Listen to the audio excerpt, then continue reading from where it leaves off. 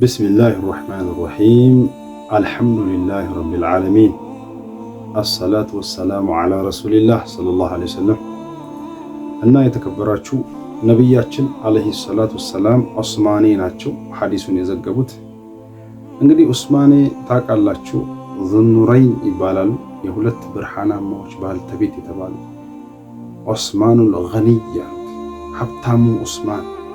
ዑለማዎች ምን ይላሉ? ሀብታሙ ዑስማን የተባሉበት ምክንያት አንድ ሰው ንብረት ከተሰጠው አላህ በሚፈልገው መልኩ ዲኑን በሚጠቅመው መልኩ ያዋለ ሰው ተብሎ የሚጠራው የመጀመሪያው ሰው ዑስማን ነው ይላሉ ረዲየላሁ ዐንሁ። ግን የሚያስተላልፉት ነገር ከበድ ያለ ነው። ምርጥ ሰው ብሎ ማለት፣ ጥሩ ሰው ብሎ ማለት ቁርአንን ለራሱ ተምሮ ለሌሎችም ያስተማረ ነው።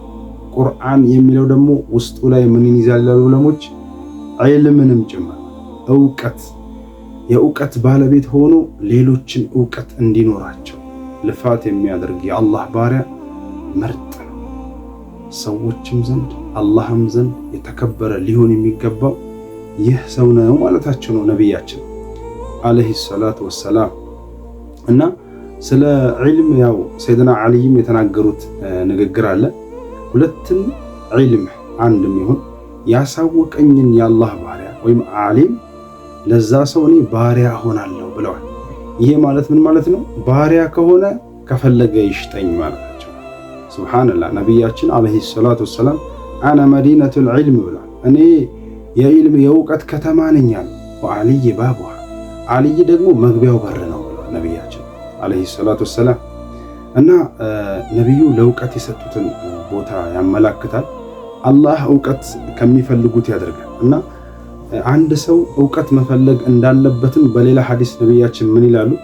ሁለት ድርጊት የከበደው ሰው ዟሊም ነው፣ በዳይ ነው፣ በደለኛ ነው ያ ሰው አሉ። ያ ሰው ማን ነው ተብለው ነቢያችን ሲጠየቁ ምን አሉ? ፈርዱ ሰላትም ይሁን የትኛውንም የሰላትን ስግደት ካጠናቀቀ በኋላ ለወላጅ እናት አባቱ ዱዓ ማያደርግ ሰውና አካባቢው ላይ ዑለማ እያለ ሊጠይቅ ያልሄደ ሰው በደለኛ ነው ይላሉ ነቢያችን አለይሂ ሰላቱ ወሰላም። አካባቢው ዑለማ እያለ ሄዶ ማይጠይቅና ለወላጆቹ ከሰገደ በኋላ ዱዓ የማያደርግ ልጅ አላሁመ ግፊር ሊ ወሊዋሊደይ። አላህ ሱብሓነሁ ወተዓላ ቁርአን ላይ ይላል ረቢ ይርሐምሁማ ከማ ረባያኒ ሰጊራ ብለን ዱዓ ማድረግ እንዳለብን አላህ ይነግረናል።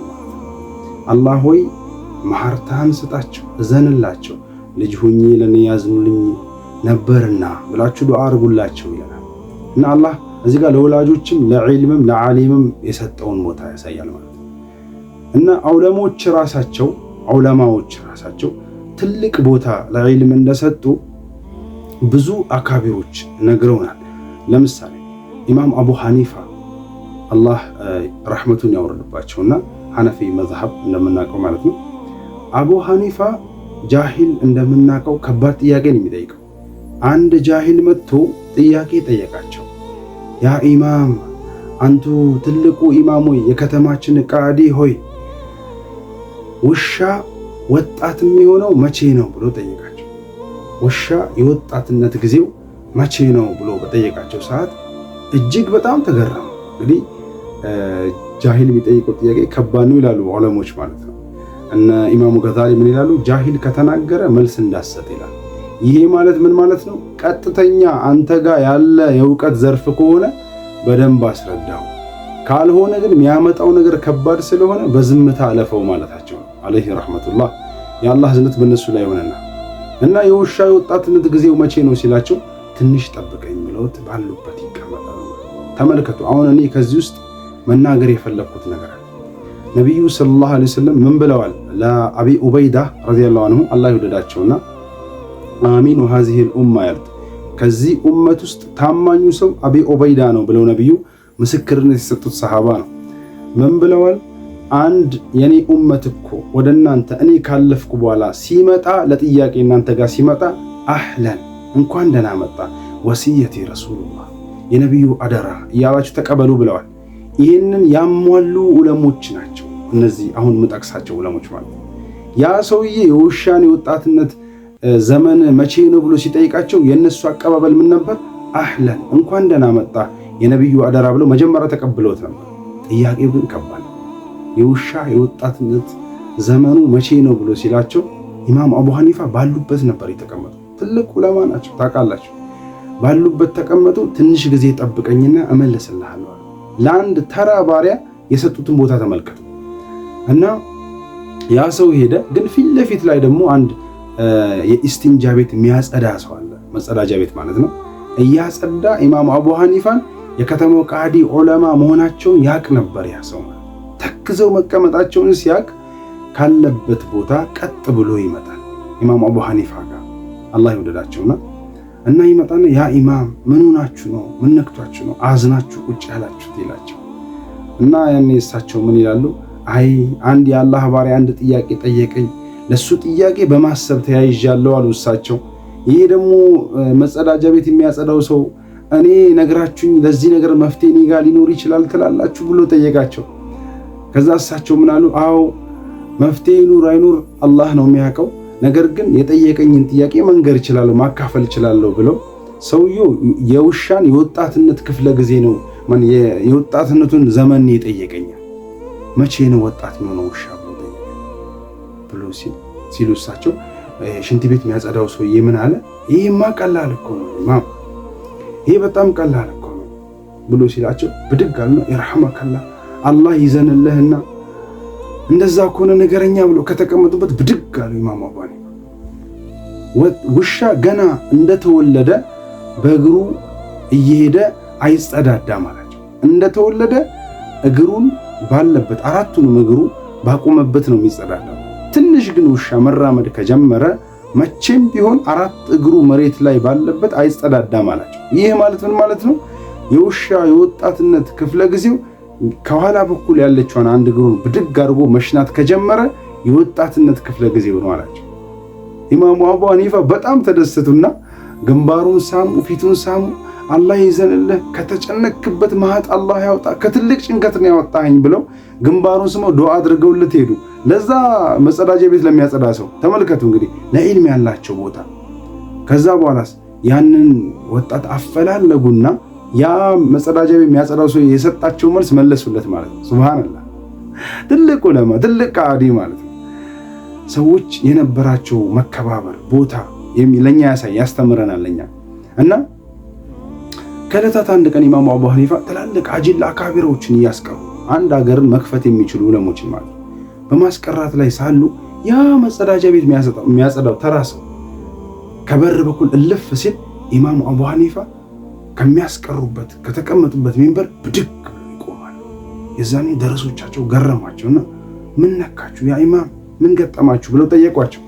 የዛኔ ኢማሙ አቡ ሐኒፋ ምን አሉ? አይ እናንተ በማስቀራት ላይ ሳለው ከበራፍ በኩል ኡስታዝ ያልፎ ነው አላቸው። ሱብሃንአላህ ኡስታዝ ያልፎ ነው ከበራፍ በኩል።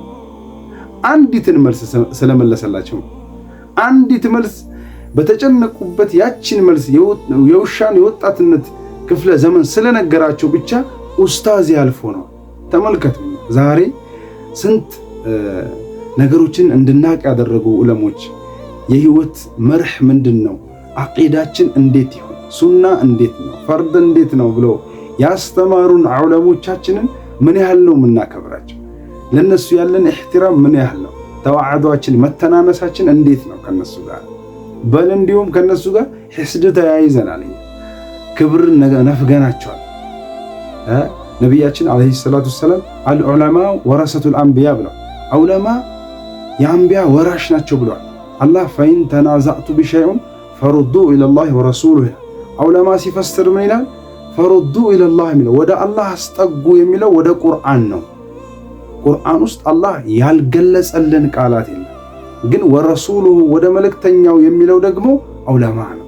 ሱብሃንአላህ ዑለማን አድርጓል አላህ ወደ መልእክተኛው አስጠጉ የተባለው የመልእክተኛው ሙሉ ንግግር ሙሉ ተግባር ዑለማ ጋር ነው ያለው።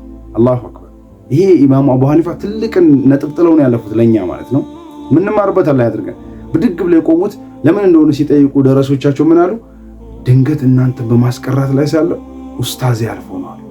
የኛ የኡስታዛችን ኡስታዝ ማን ይሁን ብለው ወጥተው በሚመለከቱ ሰዓት አንድ ተራ ሽንት ቤት የሚያጸዳ ሰው ነው። ሱብሃንአላህ። አሁን እኮ ያለፈው በከተማችን መጸዳጃ ቤት የሚያጸዳ ሰው ነው፣ ተራ ሰው ነው አሏቸው። እኮ እሱን እኮ ነው የምንላችሁ፣ እሱን ነው እያልኳችሁ ያለሁት። አንድ ቀን የአላህ ባሪያ የነቢዩ ኡመት አንድ ጥያቄ ጠይቆኝ ነበረ። ከዛ ጭንቀት ከዛ ከነበርኩበት መሸቃ ንቅል አድርጎ ያወጣኝ አሁን ያያችሁት ሰው ነው። ለኔ ደግሞ አንዲትም መልስ ለኔ ከጭንቀት ገላግላኝ በዛች መልስ የተገላገልኩባት እንደሆነ ያ ሰው ለኔ ኡስታዜ ነው። ትልቅ ደረጃ ነው የሰጡት ለዑለማ ለኢልም ማለት ነው። እና ተመልከቱ ዛሬ ላይ ዑለማ የተከበራለ። ለዑለማ የሰጠነው ቦታ ጥሩ አይደለም፣ ልናከብራቸው ይገባል። የዑለማ ክብር ታዲያ ምንድን ነው? ዑለማ ሲናገር አብሮ አለመናገር፣ ሲናገር እኛ ዝቅ ብለን ማዳመጥ፣ ማስጨረስ፣ መጠየቅ፣ ዝቅ ብሎ መቅረት። ስለ ሸሪዓ ምንድነው መጥፎ ነገር፣ ምንድነው ጥሩ ነገር፣ ምንድነው ከአላህ የሚያስጠጋኝ፣ ምንድነው የነቢን መሐባ የሚሰጠኝ፣ ሱና ምንድነው፣ ፈርድ ምንድነው የሚለውን ዝቅ ብለን ዑለማን የጠየቅነው እንደሆነ ልዩ ክብር ሰጥተነዋል። ዑለማ ተመልከቱ፣ አንድ ዑለማ ነበሩ። ሁለት ሰዎች እንግዳ ሆነው ሄደዋል እዛ ዑለማ ጋር። ድንገት ሐፊዞች ናቸው ይላሉ እነዛ ልጆቹ፣ ግን እነሱ ደግሞ የድሮ ዑለማ ናቸው፣ በጣም በኢልም ጥግ የነቁ ናቸው ይላሉ። እና ድንገት እነሱ ጋር ያድሩና ዑለማው አስከትለዋቸው ይሰግዳሉ። አንዳንድ ቁርአን ሐርፍ ሰብረዋል። እነዚህ ሐፊዞች ደግሞ ቀልባቸው ይሰበራል። በራሳቸው ቤት እንግዳ ሆነው ሄደው እዛው እያደሩ ያሟቸዋል ማለት ነው ያንን ዑለማ። አላህ ደግሞ ትልቅን ደረጃ የሰጣቸው ከተቅዋ የተነሳ በኢልሃማቸው አላህ በሰጣቸው ተቅዋ እነዚህ ሰዎች ሲያሟቸው አላህ የከችፋቸውና ከችፍ የሚባል ነገር አለ በሸሪዓችን። አላህ እንዲያውቁባቸው ያደርጋል ማለት ነው በተቅዋቸው የተነሳ። ያንን ይመለከቱና አላህ ሂዳያ እንዲሰጣቸው ዱዓ አድርገው ይተኛሉ። ዑለማ የአላህ ሰዎች ለተበላሸም ኸልቅ ዱዓ ነው የሚያደርገው፣ አይበሳጭም። በነዛ በሚያደርሱባቸው አመተናስ ላይ ወይም ተራ ህዝብ ላይ አይበሳጭም፣ ይችላሉ ነው። ዑለሞችም አመተናስ የተለያየ የምላስ ስንዘራ ይሰነዝርባቸዋል፣ የእጅም የድርጊትም የምቀኝነትም የተለያየ ነገር እነሱ ላይ ሊከሰትባቸው ይችላል። ያኔ ግን እነሱ ለዛ ሰው ዱዓ ነው የሚያደርጉት። ምክንያቱም ሰይድና ዑመር ምንድን ያሉት? አንድ ዓሊም ከሚሞተው 1000 አቢድ ቢሞት ይሻላል። ምክንያቱም አንድ ዑለማ ሞተ ማለት ሸሪዓ ጠፋ ማለት ነው። 1000 አቢድ ቢሞት ይሻላል አሉ ሰይድና ዑመር። ሰይድና አቡበከር ደግሞ ምን አሉ? የትኛዋ ሰማይ ነች እኔን የምታንጣልለኝ? የትኛዋ አርዱላህ ናት ደግሞ የምትሸከመኝ? ኢዛ አነ ቁልቱ ፊ ኪታቢላሂ ቢገይሪ ልዕልም፣ እኔ ከአላህ ቁርአን ላይ የሌለን ነገር አውጥቼ ከተናገርኩ። ሰይድና አቡበክርን የመሰለ ሰሃቢዩን ጀሊል የሆኑ ትልቅ ሰሃባ፣ የኡመቴ ኢማን በአንድ ሚዛን የአቡበከር ኢማን በአንድ ሚዛን ቢመዘር የአቡበከር ይመዝናል ያሉ ነቢዩ የመሰከሩለት አሽረፈል ኸልቅ ከፍ አድርገው የጠሩት ሰሃባ ሰማይም አታንጣለኝም አርዱላህም አትሸከመኝም አላህ ከጻፈው ውጪ ከተናገርኩኝ። እንግዲህ ይሄ ለዑለማ ትልቅ ቦታ መስጠታቸውን ያመላክታል። ዑለሞችም ደግሞ የሚደርስባቸውን መቻላቸው ይሄ ዑለማ ያሳዩናል። አላህ ሂዳያ ይስጣችሁ ብሎ ይተኛል። ድንገት የትጥበት ሐጃ ይገጥማቸዋል። ሁለቱም ሐፊዞች ማለት ነው። የፈርድ ትጥበት ይገጥማቸውና ውሃ ቤቱ ላይ ሲፈልጉ ያጣሉ። ለመታጠብ ብለው ወንዙ ወዳለበት ሲሄዱ ልብስ አወላልቀው በመታጠብ ላይ ሳሉ ከዋሻው ድንገት አንበሳ ይመጣል። አንበሳው ይመጣና ልብሳቸው ላይ ይቀመጣል ማለት ነው። እና ይህንንም አህዋል አላህ ለዚህ ዑለማ ያሳያቸዋል። እንግዲህ አላህ ሲያከብርህ ከራማ ይሰጣል። ከራማ ማለት አላህ ላከበረው ባሪያ ለሰዎች ማይገልጠውን ነገር ከገለጠለት አላህ አክብሮታል ማለት ነው። ይህ ከራማ ይባላል። ለነቢያት የሚሰጥ ሙዕጂዛ አለ። ልክ ለነቢያችን ጨረቃ ለሁለት እንደተከፈለችው ማለት ነው። የነሱ ሙዕጂዛ ይባላል።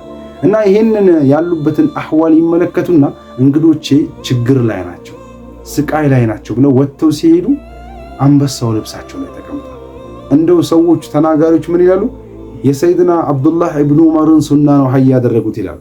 አብዱላህ ኢብኑ ዑመር በአንድ መንገድ ሲሄዱ ሰዎች በተሰበሰቡበት ምን ሆናችሁ የተሰበሰባችሁት ብለው ጠይቀዋቸዋል። አይ አንድ እንስሳ መንገድ እንዳናልፍ ከልክሉናል ሲሉ አብዱላህ ኢብኑ ዑመር ያንን የከለከላቸውን እንስሳ ሄደው ሲያዩት አንበሳ ሆኖ ተገኘ። ከዛ ጆሮውን ቆጥተው በጥፊ መቱት። ያንተ ስልጣን ጫካ ውስጥ ነው፣ ጫካ ውስጥም ስልጣን ከፍ እንዳለ የሚቆየው እኛ ዱንያ ላይ ሆነን የአላህን ስራ እስከሰራን ነው ብለው የዛቱበት ሐዲስ አለ፣ ሁላችሁም የምታውቁ። ያንን ሱና ይህ ሼክ ሀይ ያደረጉታል። ጆሮውን ቆንጥተው በጥፊ መቱት። እንግዶችን አዛት አድርጋለህ ወደ ቀየ ወደ መጣህበት ይሉታል አንበሳ።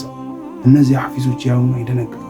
ጠሯቸው። ያ ሸህ ይህ አንበሳን ጆሮ ቆንጥጦ በጥፊ እስከ መምታት ያደረሰ ደረጃ ምን ይሆን ብለው ጠየቋቸው። እሳቸው ምን አሉ? ሲያሰግዱ ቁርአን ሰብረዋል ብለው ተንኮሻክሾ ነበር ልጆቹ። አጋጣሚ የዛኔ ምን አሉ? ልጆቼ ሆይ እናንተ እኮ ምላሳችሁን ያስተካከላችሁታል፣ እኛ ደግሞ ልባችንን ያስተካከል። አላህ ደግሞ ደረጃ የሚሰጠው አፈቀላጤን ሳይሆን ልበቀላጤውን ነው። ልቡ በተቅዋ አላህን በመፍራት የበረረውን እንጂ በምላስ አይደለም አሏቸው ይባላል። ዑለማ ሁሉንም አስታማሚ ነው። ዑለማ ገበያ ነው። ዑለማ አርዱላህ አርዱላህ ሙጅሪምም አለባት፣ ዛሒን አለባት፣ ድንበር የሚገፋ አለባት፣ ምስኪንን የሚያስቸግር አለባት፣ እንዲሁም ደግሞ ተቅይ አለባት፣ ነቅይ ሙሕተቅ ነፍሱን ነፃ ያወጣ አለባት። ሁሉንም እየተራመደባት ትችላለች። ዑለማ ልክ እንደዛ። ዑለማ ደግሞ ረድም ነው፣ አጥር ነው። ለአመተ ናሱ አጥር ሆኖ ይጠብቃል። የተለያየ መሸቃ ሲደርስበት መጥፎ ተራ የሆኑ ሰዎች ላይ ዱዓ አድርጎ እንዲጠፉ ዱዓ ያደርጋል። ይሄ ዑለማ ነው። እንደው ሰዎች ምን ይላሉ? ዑለማ ከእናትም በላይ ነው ይላሉ። ዑለማ ከእናትም በላይ ነው። ምክንያቱም ዑለማ እንዴት ነው የሚያደርገው?